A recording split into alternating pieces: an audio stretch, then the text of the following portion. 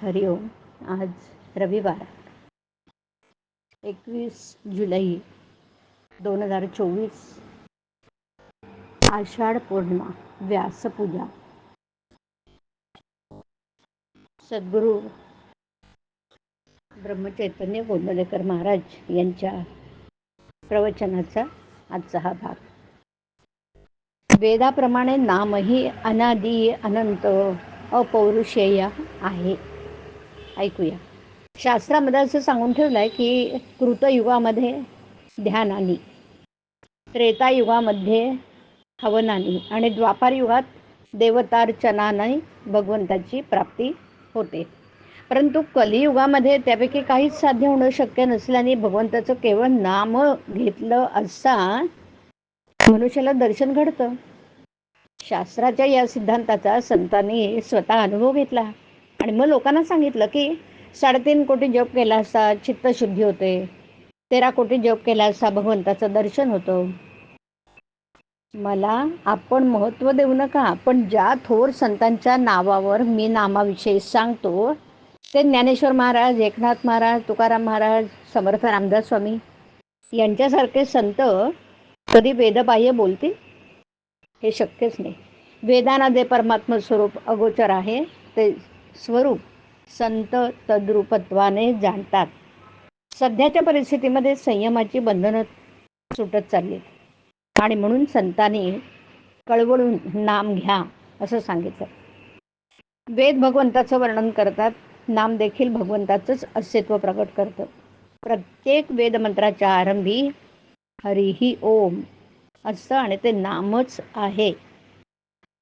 जसा वेद हा अनादी तसं नाम हे अनादी. जसा वेद हा अपौरुषेय तसं नाम हे अपौरुषेय.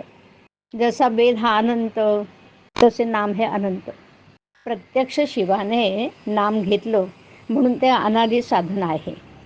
इतर साधनांना आणि वैदिक कर्मांना आहार विहाराची बंधन आहेत. भगवंताच्या नामाला ती नाही. नाम हे आगंतुक नाही. आदिनारायणाने वेद सांगण्याच्या वेळी जो ओम चा ध्वनी केला तेच नाम आहे.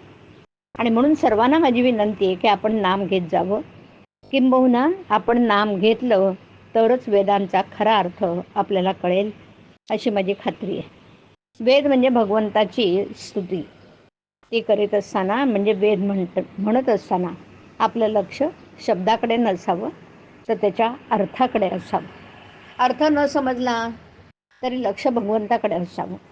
आपण नेमकं तेवढंच विसरतो. नाम घेणाऱ्या लोकांनी शास्त्राच्या विरुद्ध वर्तन करू नये. आपल्याला शक्य आहे तितकं वैदिक कर्म करावं, परंतु चित्तशुद्धी होण्यासाठी त्यावर पूर्णपणे विसंबून न राहता त्या कर्माच्या जोडीला भगवंताचं नाम घ्यावं. भगवंताला लबाडी खपत नाही. आपलं मन स्वच्छ नसेल तर भगवंत हात आखडता घेतो, पण खरी अनन्यता असेल तर पोटभर पुरवतो. इतक्या तन्मयतेने नाम घ्या की मी नाम घेतो आहे हे सुद्धा विसरून जा. इतर साधनांनी लवकर साधल्यासारखे वाटेल, पण ते तात्पुरतं. नामाने थोडा उशीर होईल, उशीर लागेल, पण जे साधेल ते कायमचं साधेल, कारण नामाने मुळापासून सुधारणा होते. हरिओम. हरिओम तत्सत. हरिओम.